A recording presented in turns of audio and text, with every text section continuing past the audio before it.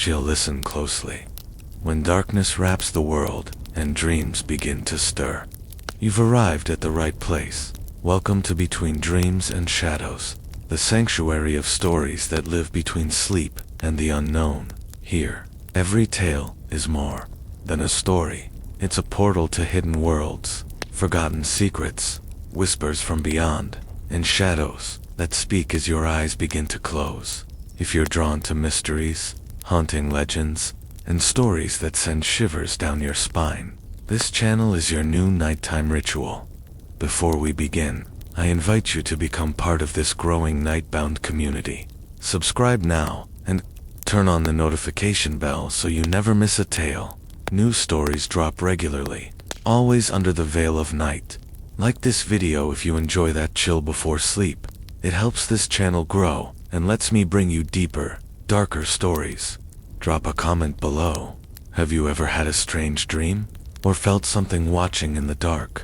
Your experience might inspire the next tale now. Take a deep breath, turn off the lights, leave the world behind, and get ready to drift between dreams and shadows. Setting the atmosphere, it was the kind of night that didn't welcome dreams. The air was still and naturally still, and the moon, though full, refused to shed its light on my bedroom floor. I live alone, in a modest house tucked behind a wall of whispering pines at the edge of town. The silence here is usually comforting, thick, and blanketing like a cocoon. But lately, it's felt more like a held breath. My name is Simon. I don't believe in the paranormal. I'm a night owl by habit, and a skeptic by nature. Or I was 2 weeks ago. Nothing obvious, nothing loud. Just a feeling. You know that sense when you close the fridge and for a split second you're sure someone's behind you. That's what it felt like, but stretched into hours. Every night, like clockwork, the air would shift sometime around 3:12 a.m. No breeze, no sound, just an oppressive hush that made the shadows thicker, deeper, heavier. It's strange what the mind clings to when it doesn't understand. The first night I noticed, I stayed still in bed, eyes wide open, pretending not to care. I convinced myself it was just my imagination, that subtle drop in room temperature, the faint creak of the house settling. But that silence, it wasn't empty. It listened. By the 5th night, I began to dread falling asleep. I found myself pacing, drinking more coffee, checking the locks twice. Still, the moment I closed my eyes even briefly, I would feel something behind them, a weight watching, not threatening, not at first, just there. And in my dreams, if they were dreams at all, there was always a door, black, old, with a strange symbol carved into the center. I never opened it. I never needed to. Somehow, I knew what was on the other side wanted me to open it. The worst part, every time I woke up, I felt better, stronger, but only for a few hours. Then came the exhaustion, the confusion, and the growing need to dream again. Now it's the 14th night, and the silence has begun whispering. The first signs of disturbance, it began with something small. I was brushing my teeth the next morning when I noticed the mirror. Not what was in it, what was missing. My reflection was as it should be, bleary-eyed and half asleep, but the towel hanging behind me, ... It wasn't there. In the glass, it was gone.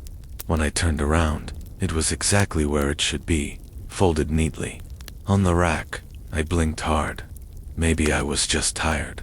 But that was the first moment I realized something wasn't right, not just in dreams, but in waking life. Later that day, I set my phone down on the table. When I picked it back up, the battery read 11%. I had just charged it an hour ago. I checked the screen. It was warm, as if it had been used, though no apps were running. I started noticing more things like that, small shifts. The book I left on the armrest would be on the kitchen counter. A light I never turned on would be glowing softly behind a closed door. I even started leaving little markers, post-it notes with numbers, rubber bands wrapped around certain doorknobs, even salt lines in front of my bedroom, not for protection, but to catch it, and still, every morning, something changed. But it wasn't until the 7th night that the shadows moved. I had just woken up from another one of those dreams, except this time, I remembered more. The door was open, not wide, just enough for me to see the edge of something behind it. Not a figure, not quite, just skin, pale and stretched, with a hand that had too many fingers. It didn't beckon.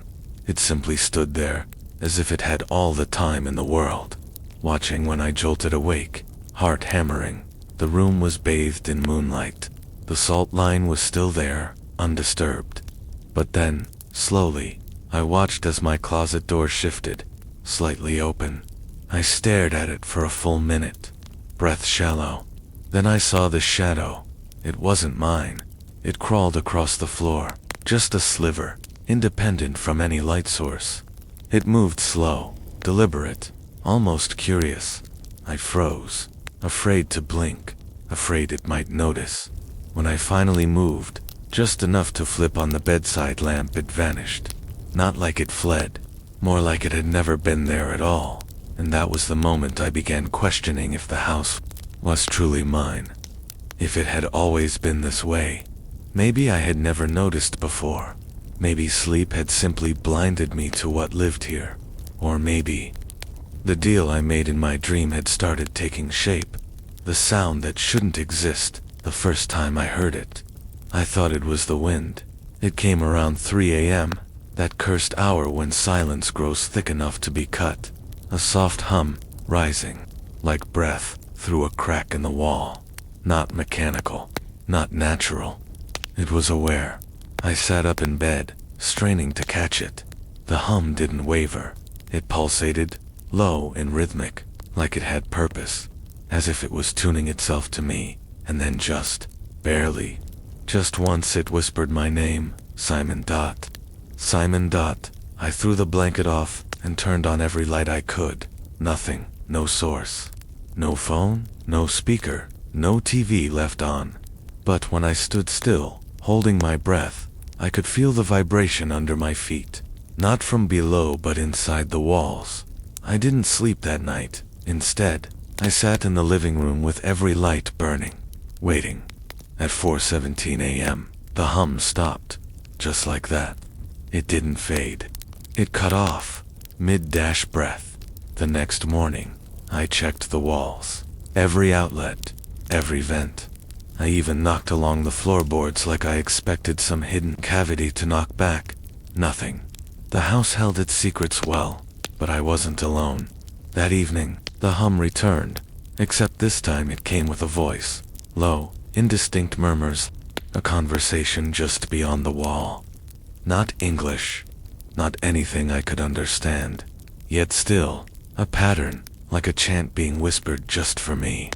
It grew louder when I closed my eyes, louder still when I tried to ignore it. I recorded it on my phone. I needed proof, but the playback was dead silence, not even static, as if the phone had recorded a vacuum. And then came the message, scrawled on the steamed bathroom mirror the next morning. In precise, unfamiliar handwriting, you said yes. I stared at it for 10 whole minutes, my mind refusing to accept it. I hadn't written that. I couldn't have, but something inside me, the part that remembers the dreams I never asked for, knew it was true. I had agreed to something. In that place behind the black door, while my body slept and my mind wandered. I had made a deal, and now, whatever I bargained with, it was making itself known. The presence without a face, it no longer waited for nightfall. I first noticed it during the afternoon. A coldness, subtle at first, as if a shadow had passed through me. I looked around the room, the same furniture, same ticking clock, same steady hum of the fridge. But something was off. You don't need to see something to know it's there. Sometimes, your skin feels it before your mind can form a thought. A prickling sensation behind the ears. A tightness in the lungs. A sense that the air is occupied. I began moving through my house differently. Slower, quieter. I stopped turning corners quickly. I avoided mirrors. I caught myself whispering apologies out loud, to no one, and I couldn't explain why. It wasn't fear, not exactly. It was respect, like I had become a guest in my own home and I didn't want to upset the host.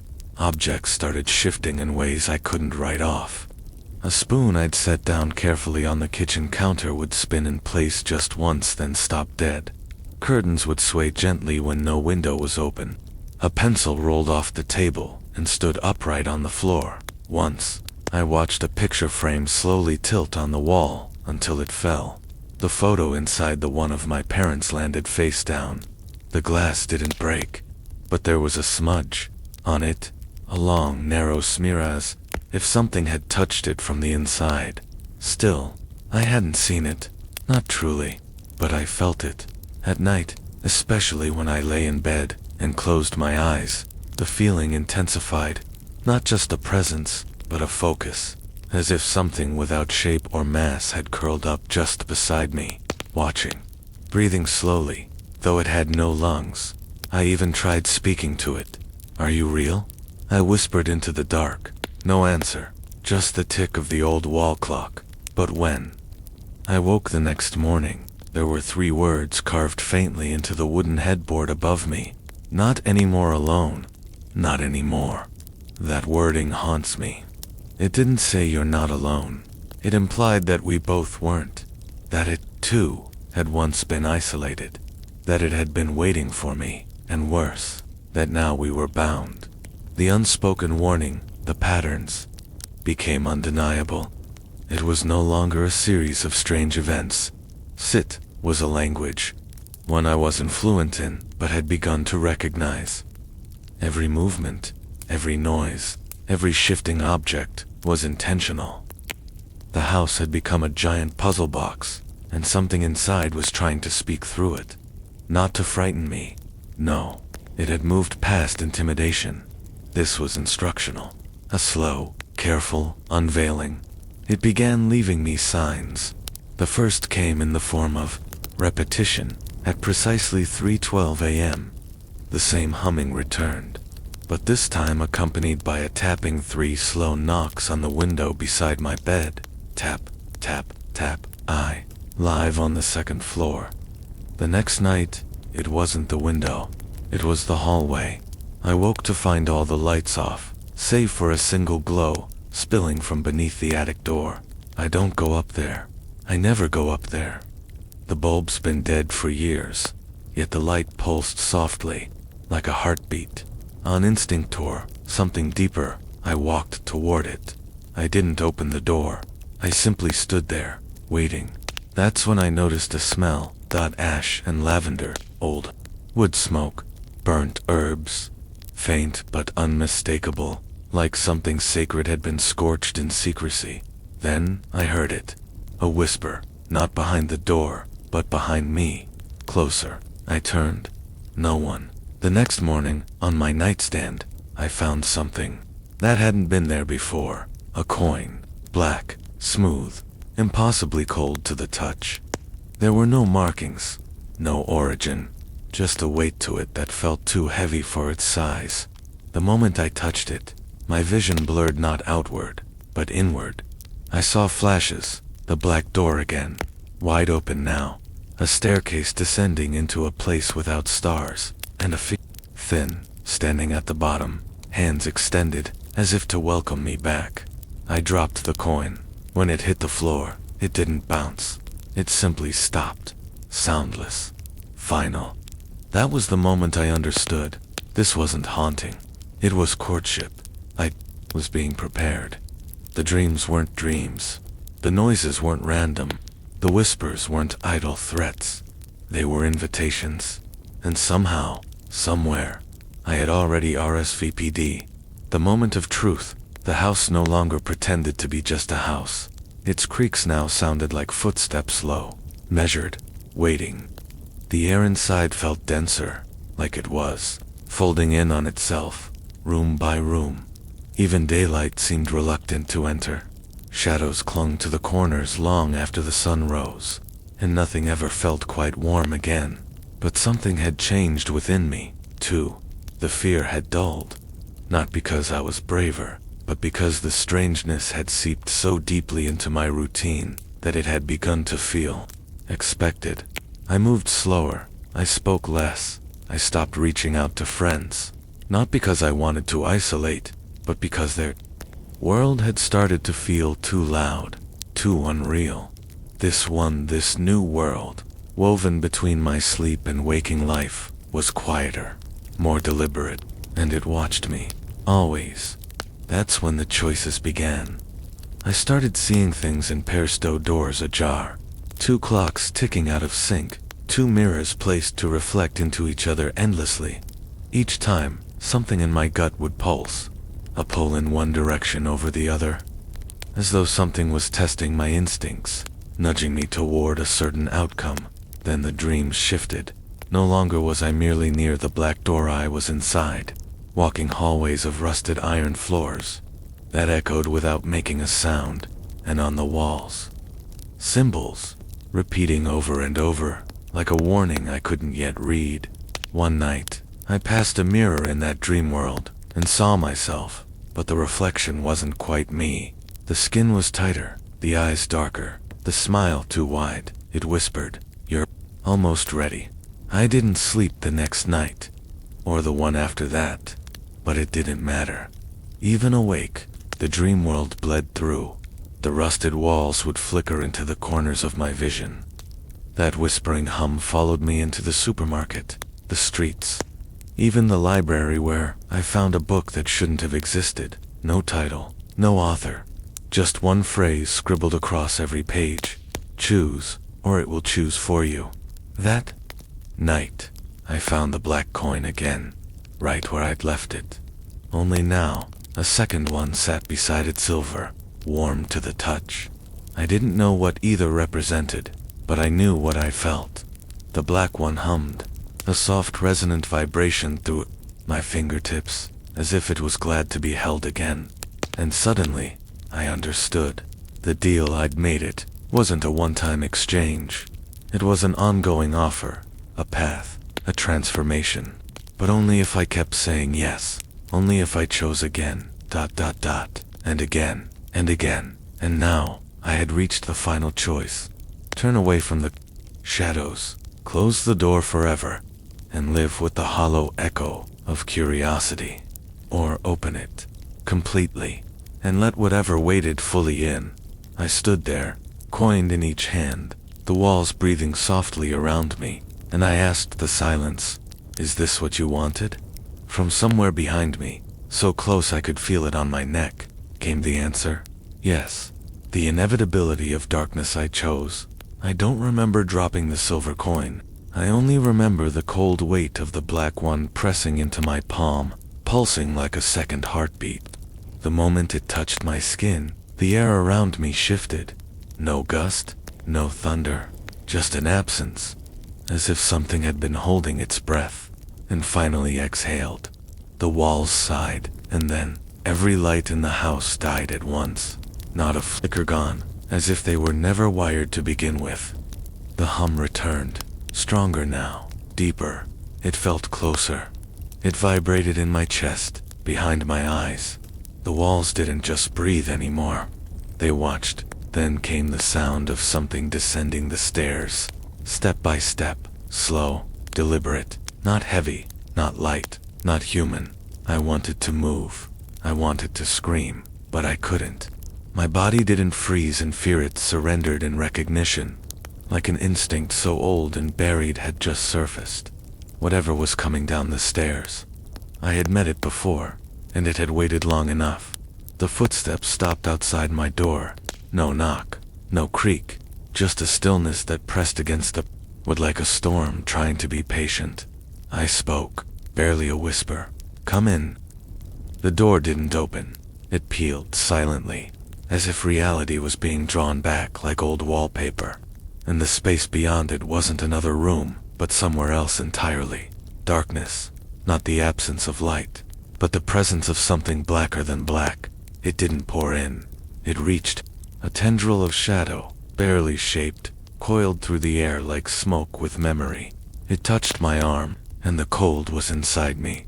Not skin deep, not chilling. It was hollowing, and still he did not pull away, because in that moment, I saw something, a flash of who I used to be, smiling in photos, nodding in meetings, buying groceries like the world was simple. I saw that version of me shrinking, fading.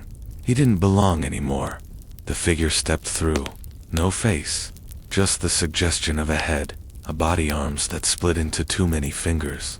Its form shimmered between dimensions like it had never fully decided what it wanted to be. And when it spoke, it wasn't through sound. It was through knowing. A voice I didn't hear but remembered. "You're one of us now." And I believed it, because something deep within me agreed. That was the true deal. Not a bargain for power, or knowledge or salvation. It was a trade, not just of self, but of soul, and the fear. It no longer came from outside.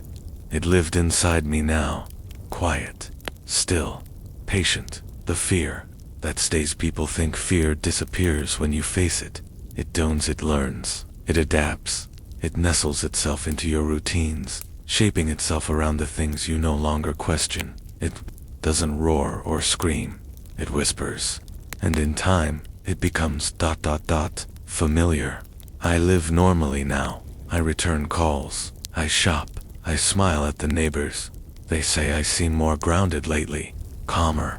But I know the truth. I never woke up from that night. Oh, I moved through the waking world, sure. But part of me still stands in that room, hand outstretched, coin in palm. Eyes locked on something that never had a name. The presence didn't follow me.